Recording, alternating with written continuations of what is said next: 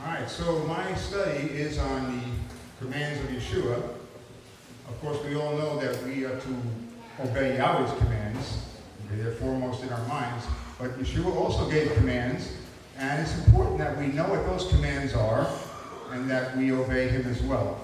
So my intent is to go through as many commands as I can within my allotted time, and I will give a brief commentary on each command, how I understand it. You may understand it differently. If you disagree, you can talk to me over lunch or at the campfire, but try not to derail the message here. I may not have covered, I'm sure I have not covered all of Yeshua's commands. He gave many, but I'm touching on the key commands. All right, so in John 14:15, Yeshua says, "If you love me, you will be keeping my commandments." Okay, so he has commandments that we need to be keeping. Okay, and when we keep those commandments, we are showing our love for Yeshua. Okay, the same thing with the Father's commandments. 1 John 5:3 says, "For this is the love of Elohim, that we keep his commandments, and his commandments are not grievous." So when we obey Yahweh's commandments, we show our love for him. When we obey Yeshua's commandments, we show our love for him. All right, so the first command I actually have on my list is Matthew 4:17. From that time, Yeshua began to preach and say, "Repent, for the kingdom of heaven is at hand." So repent in the Greek means to think differently or to change one's mind. And Yeshua is giving this command in relation to sin. So Yahweh and Yeshua want us to turn away from our sin, think differently about it, do a complete about-face and go in the other direction and not commit that sin anymore. So if you're committing some sort of adultery, for example, Holy Spirit pricks your conscience, you need to think differently about committing adultery, do a complete about-face, and go in the other direction and never commit adultery again. All right, next command, Matthew 5:12. "Rejoice and be glad, for your reward in heaven is great. For in the same way they persecuted the prophets who were before you." Okay, so persecution of one's faith should not be a time to cower in fear or to get so depressed that we begin to lose faith. We need to keep our eyes on Yeshua and the joy that lies ahead of us and rejoice as we're going through these difficult trials and persecutions. We have an example of this in Acts 5:41, where it says, "And they," referring to the apostles, "departed from the presence of the council, rejoicing that they were counted worthy to suffer shame for his name." And that's what we need to do, rejoice.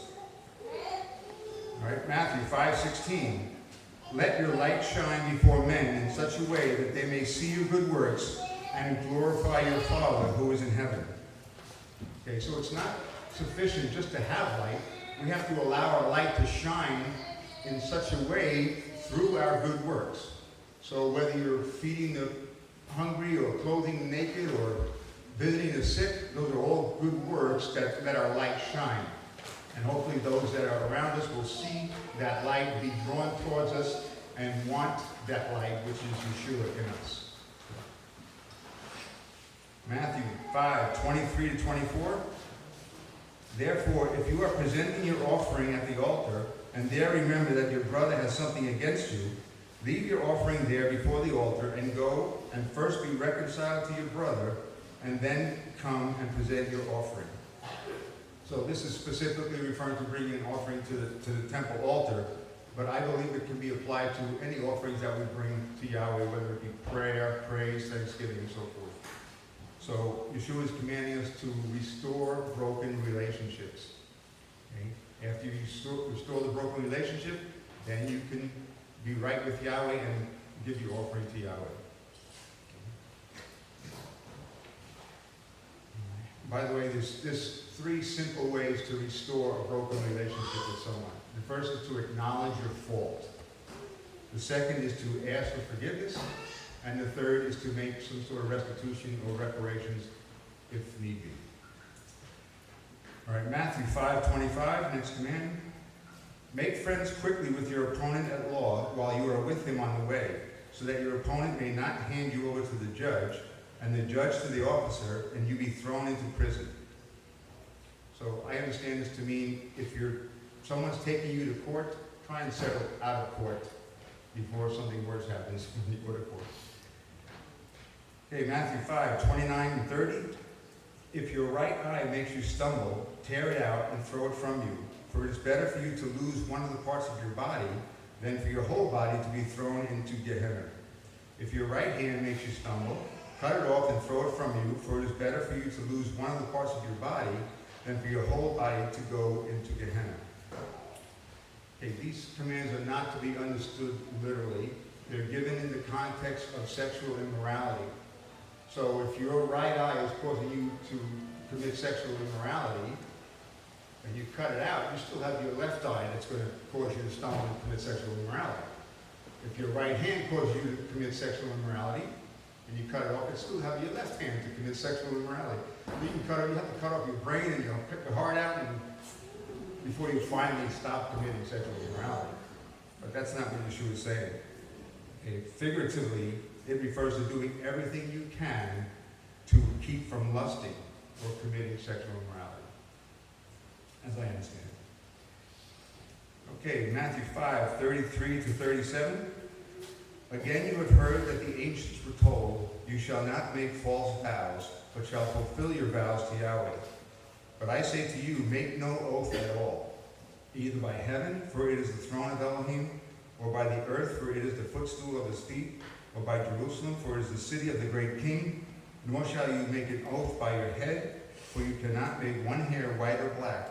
But let your statement be yes, yes, or no, no. Anything beyond this is of evil. Okay, so there's no need to swear or make promises at all. Okay? Just become so reliable and so trustworthy that people understand that your word is your bond. And so when you say yes to someone, that's it.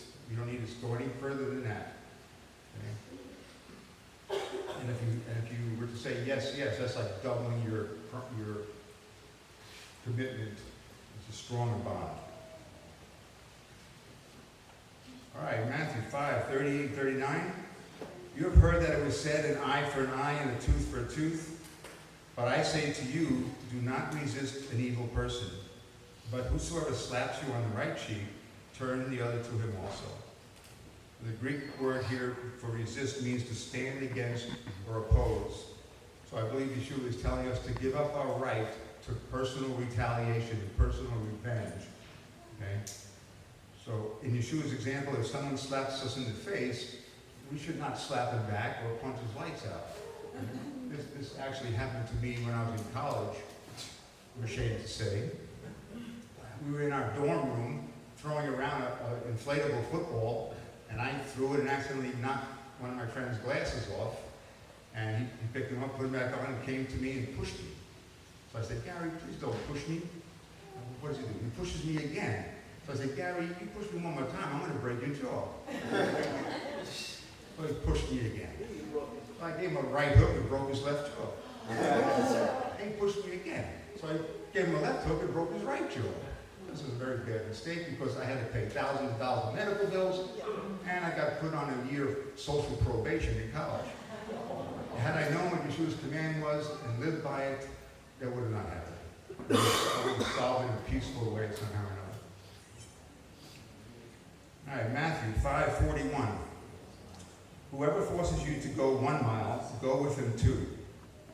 So as I understand this command, it refers to what Roman soldiers would do. They would ask someone, bystander, to pick up their pack and carry it for 1 mile. And when they got to that destination, they tell the guy, okay, you can go home now. But can you imagine if you said to that soldier, well, sir, I don't mind carrying your pack for another mile if you'd like. I mean, his jaw would probably drop, and who knows what that conversation would be like in that second mile. This would be a great witness for Yeshua in that kind of situation. All right, Matthew 5:42. Give to him who asks of you, and do not turn away from him who wants to borrow from you. This command actually gave me a little trouble here because I'm not sure if the first clause where it says give to him who asks of you refers to the second clause as well about borrowing. So is this person give to him who asks of you,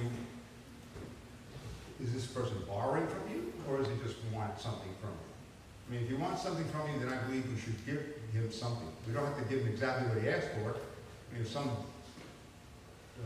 homeless person comes up to you and asks you for $5, I mean, you don't have to give him $5. You can give him $1 or spare change in your pocket, but try and give him something. Okay? You know. All right. Matthew 5:43 and 44. You have heard that it was said, you shall love your neighbor and hate your enemy. But I say to you, love your enemies and pray for those who persecute you. So I believe Yeshua is correcting a false belief that the Jews may have held, where if we're commanded to love our enemies, or to love our neighbor, then the opposite must also be true, that we should hate our enemies. And so Yeshua is correcting this.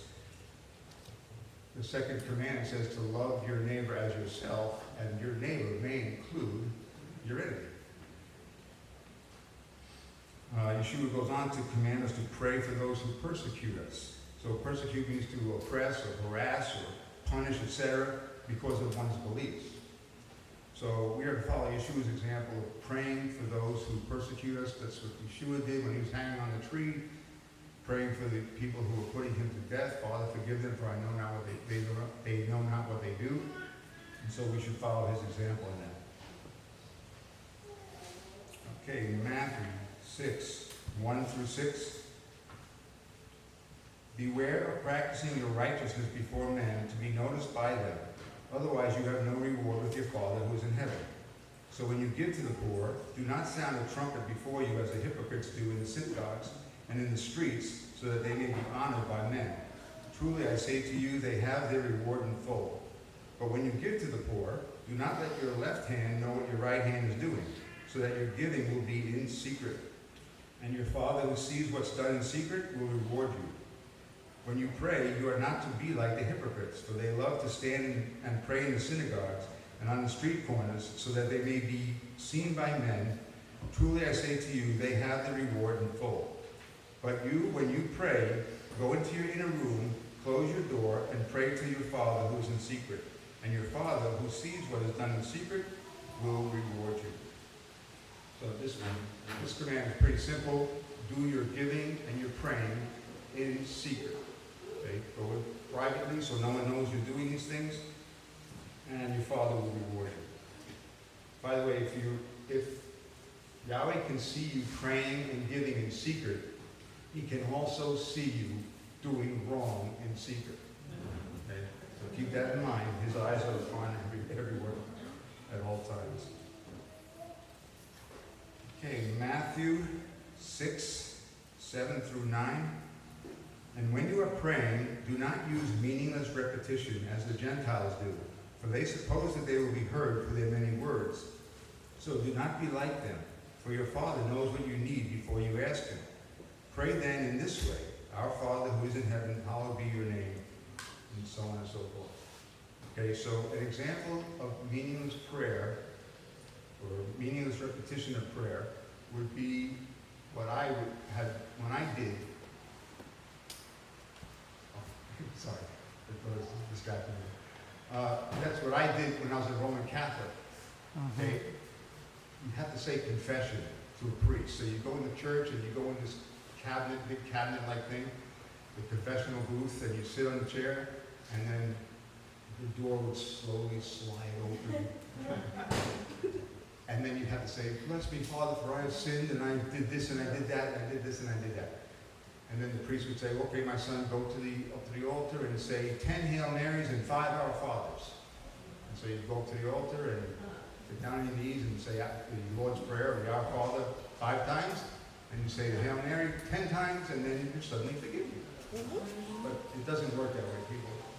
You just have to go before Yahweh. If you sin in some way, you just go before Yahweh on your own, in private, and confess your sin, repent of it, and he will forgive you right then and there. All right, Matthew 16:17. Whenever you fast, do not put on a gloomy face as the hypocrites do, for they neglect their appearance so that they will be noticed by men when they are fasting. Truly I say to you, they have the reward in full. But you, when you fast, anoint your head and wash your face. So this is another simple command. No one needs to know we're fasting. Okay? But if someone was to ask you, are you fasting? It's okay to tell them you're fasting. You don't want to lie to them and tell them you're not fasting. Matthew 6:19-21. Do not store up for yourselves treasures on earth where moth and rust destroy and where thieves break in and steal. But store up for yourselves treasures in heaven where neither moth nor rust destroys and where thieves do not break in and steal. For where your treasure is, there your heart will be also. Okay, it's time to start squirming in your seats now, because this is a tough command to obey if you understand it literally. Okay, if we understand it literally, then Yeshua is saying your savings account, your gold and silver coins, your retirement account, that all needs to go, because that's storing up treasures on earth. But I don't believe that's what Yeshua had in mind. I believe Yeshua is telling us to not get caught up in trying to accumulate for ourselves things on this earth. Do not place a higher value on the things of this world than on the things of Yahweh. Yahweh knows that we need money. We need money to survive in this world. But just make sure that you are in control of your wealth and that your wealth is not in control of you. Okay, Matthew 6:25 and then verse 33. For this reason I say unto you, do not be worried about your life as to what you will eat or what you will drink, nor for your body as to what you will put on. Is not life more than food and the body more than clothing? Verse 33, but seek first his kingdom and his righteousness, and all these things will be added to you. So if we are seeking Yahweh's kingdom and endeavoring to walk in his righteousness, then there's no need to worry about the necessities of the body. Yahweh will provide. That's why his name is Yahweh Yireh. Yahweh sees, Yahweh will provide. He sees the past, present, and future. So he knows what you need even before you ask. Matthew 7:1 and 2. Do not judge so that you will not be judged. For in the way you judge, you will be judged. And by your standard of measure, it will be measured to you. Okay, so if we take that verse 1 out of context, out of its immediate context, and out of the New Testament context, then Yeshua is saying, don't ever judge anyone. Okay, but there are other verses in the New Testament, such as John 7:24, which teach us something different. It says, do not judge by appearances, but judge with right judgment. Okay, so Yeshua is saying here, you can judge as long as you're using a righteous judgment, a right judgment. Okay? So we should not be respecting persons based on their appearance or their gender or their skin color or what have you. Okay? Just judge with a righteous judgment. You just ascertain the facts. If it's a judgment of the situation, ascertain what the facts are, understand what the scriptures say about that situation, and then you make a judgment call. By the way, we should not be making salvational judgments. Okay? You should not be saying to someone, if you don't believe in the Trinity, you're going to be lost forever. Or if you don't keep the Sabbath, you're going to be lost forever. Those are salvational judgments that only Yahweh and Yeshua can make, not us. Okay, Matthew 7:6. Do not give what is holy to dogs, and do not throw your pearls before swine, or they will trample under their feet and turn and tear you to pieces. So I understand the phrase, what is holy, and the word pearls to refer to the truths that are found in Scripture. Okay, so the dogs and the swine would refer to people that are particularly violent or blasphemous or haters of truth, that type of person. Okay? And they may hate the word so much that they just reject whatever we share with them and attack us and persecute us. On the other hand, we need to be careful to not too easily consider our neighbors as dogs and swine just because they disagree with us doctrinally or they might be in some kind of sin or something like that. We need to exercise wisdom and whatever we wisdom in whatever we share and who we share it with. All right, Matthew 7 and 8. Ask, and it shall be given to you. Seek, and you will find. Knock, and it will be opened to you. For everyone who asks receives, and he who seeks finds, and to him who knocks it will be opened. These were all meant to be understood in relation to prayer. Okay, so whether we're asking, seeking, or knocking, it's through prayer to Yahweh to receive an answer. And it's presumed that we ask rightly and in faith. Matthew 7:12. In everything, therefore, treat people the same way you want them to treat you, for this is the law and the prophets. So this is called the Golden Rule, and it's a concise summary of what the law and the prophets are teaching. So if we want others to love and respect us, then we need to love and respect others. If we don't want people to steal from us, then we should not steal from others. And this rule should not just apply to believers, but to everyone in the world. I mean, we have such a different world that everyone abided by this commandment. Matthew 7:13 and 14. Enter through the narrow gate, for the gate is wide and the way is broad that leads to destruction. And there are many who enter through it. For the gate is small and the way is narrow that leads to life, and there are few who find it. Okay, so there's a saying that says all religions lead to God. And if that was the case, then everyone in the world would pretty much be saved and granted eternal life. But it seems to me Yeshua's words here refute that belief that all religions lead to God. Yeshua clearly said, I am the way, the truth, and the life. No man comes to the Father but by me. So he is clearly the way. Also in John 10:1 and verse 7 it says, truly, truly, I say to you, he who does not enter by the door into the fold of the sheep, but climbs up some other way, he is a thief and a robber. Truly, truly, I say to you, I am the door of the sheep. So Yeshua is the gate, he's the door, he's the way into the kingdom and to Yahweh himself. So that's the way we need to follow. Buddhism is not going to get you there. Hare Krishna is not going to get you there. Islam is not going to get you there. It's Yeshua going to get you there. Okay, Matthew 18:15 through 17. If your brother sins, go and show him his fault in private. If he listens to you, you have won your brother. But if he does not listen to you, take one or two more with you, so that by mouth of 2 or 3 witnesses every fact may be confirmed. If he refuses to listen to them, tell it to the church. If he refuses to listen to the church, let him be to you as a Gentile and a tax collector. So this is fairly self-explanatory, except for verse 17, with the word church there. The word in the Greek is ekklesia, which means called out. So at this time, when Yeshua was giving this commandment, there was only 12 disciples that were called out. So he had a problem, he'd go to the 12 disciples to get that solved. But today we have many, many people that are called out. So if a problem like this arises in a local congregation, then the baptized believers of the local congregation will judge this matter. Okay, Matthew 18:21 to 22. Then Peter came and said to him, Lord, how often shall my brother sin against me and I forgive him? Up to 7 times? Yeshua said to him, I do not say to you up to 7 times, but up to 70 times 7. So Yeshua is actually commanding us to forgive a sinning brother at least 490 times. And although he's giving a certain number here, the meaning is that there is no limit to how many times you should forgive your brother. Because as soon as you choose not to forgive your brother, that's the moment that Yahweh is going to choose not to forgive you. Okay.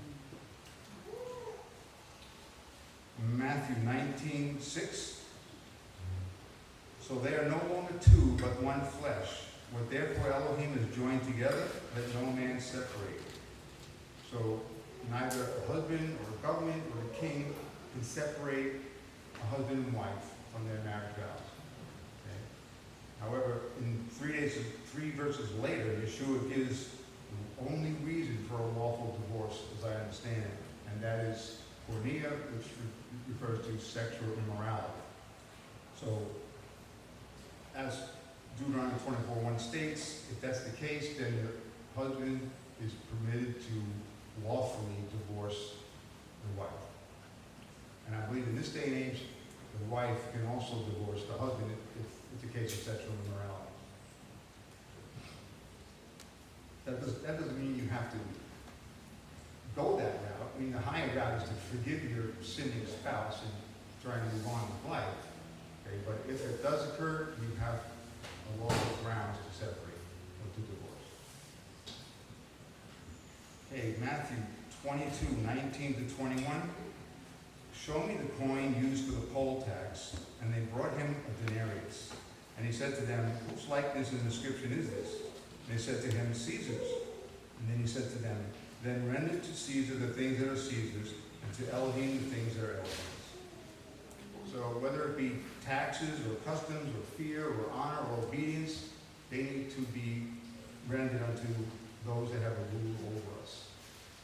And, this is not going to conflict with doing the same for Yahweh, giving Yahweh the honor and praise and so forth. I think Paul said the same thing in Romans 13:7. He says, render to all what is due them, tax to whom tax is due, custom to whom custom, fear to whom fear, honor to whom honor. Okay. All right, Matthew 26:41. Keep watching and praying that you may not enter into temptation. The spirit is willing, but the flesh is weak. So this was directly spoken to Peter, but I think it's applicable to all believers, since we're all flesh and we're all subject to temptation still. Don't try and make it through this life on your own. You have Yahweh, Yeshua, and all the brethren to help you to overcome whatever trial and tribulation you may go through. Matthew 28:19 to 20. Go therefore and make disciples of all nations, baptizing them in the name of the Father and the Son and the Holy Spirit, teaching them to observe all that I command you. And lo, I am with you always, even to the end of the age. So this is called the Great Commission. I believe we ought to be witnesses wherever and whenever we can through Yeshua and through the gospel. And those who hear and believe us, we need to disciple them or teach them Yeshua's ways. All right, Mark 11:25 and 26. Whenever you stand praying, forgive if you have anything against anyone, so that your Father who is in heaven will also forgive your transgressions. But if you do not forgive, neither will your Father who is in heaven forgive your transgressions. So this is a very scary commandment. I can't imagine someone who knows about this commandment not forgiving someone else. When one has an abundance, does his life consist of his possessions? In other words, our minds should not be prone to materialism and the things of this world, or a desire to have many possessions. Instead, we should be prone towards generosity and being content with such things as we have. Luke 14:12 to 14. And he said also to the man who had invited him, when you give a dinner or a banquet, do not invite your friends or your brothers or your relatives or rich neighbors, lest they also invite you in return and you be repaid. But when you give a feast, invite the poor, the crippled, the lame, and the blind, and you will be blessed because they cannot repay you. For you will be repaid at the resurrection of the just. So, this command is probably the least obeyed command in the United States today. Not because we don't want to obey it, because we don't come across these kind of people nowadays. At least I don't in my area. I mean, crippled and lame and blind, I don't see any of these people. But if I was to see such people, then we need to help these people in some way or another. You can invite them to your house, have a dinner for them or whatever. And a lot of times we may fear that this person is going to harm my family if I bring them home or something like that. But I personally believe that if we're obeying Yeshua in this regard, that Yahweh will protect us from any harm that may come to us if we're attempting to bless these people. Okay, John 13:14 and 15. If I then, your master and teacher, have washed your feet, you also ought to wash one another's feet. For I have given you an example that you also should do just as I have done to you. So this command pertains to the foot washing that we do on V14, where we partake of the bread and the cup. Okay? I believe this is a command from Yeshua, but some people don't believe it's a command, that he's just trying to teach us a lesson about being a good servant. And I agree that he's trying to teach us a lesson about being a good servant, but he's teaching us that lesson through doing something literal, which is the act of foot washing. It's just like baptism. He's teaching us a spiritual lesson of being born anew out of a watery grave to become a new creature in Messiah through a literal baptism in water. Okay, John 15, verse 4. Abide in me, and I in you. As the branch cannot bear fruit by itself unless it abides in the vine, neither can you unless you abide in me. So Yeshua is commanding us to continue believing in him and remaining attached to him. That's what the word abide means in the Greek. So once we lose faith in Yeshua, once we renounce him or walk away from him and so forth, we're going to begin to not bear fruit any longer. We're going to shrivel up and become worthless, only good to be tossed in the fire. So remain abiding in Yeshua. Okay, my last command is John 15:12. This is my commandment, that you love one another just as I have loved you. I believe this is Yeshua's most important and most emphasized commandment. Okay, to love one another was already commanded in Leviticus 19:18. And now he said, love your neighbor. Okay, but that's the second greatest commandment. But what makes this command, Yeshua says, my commandment, and a new commandment, what makes it new is that he's saying, love one another as I have loved you. Okay. The second greatest command says, love thy neighbor as thyself, but Yeshua is saying, love one another as I have loved you. And the way he loved us was he actually gave up his life for us. And so in John 15:13 it says, greater love has no man than this, that a man lay down his life for his friends. And also in 1 John 3:16 it says, we know love by this, that he laid down his life for us, and we ought to lay down our lives for the brethren. So, this may come to a physical fulfillment one day when you have to die for someone else, literally. But we can also die spiritually for another person, just giving up ourselves and our selfish desires and esteem someone else more important than ourselves and do what they need rather than what we need. That's kind of spiritual death. Okay, so, in conclusion, I just want to say that of all the men that have ever been born on the face of this planet, Yeshua is the most worthy to be obeyed of all these men. And so to obey him, we need to understand what his commands are. They're a whole lot more than what I have here. And we need to understand how he meant us to obey his commands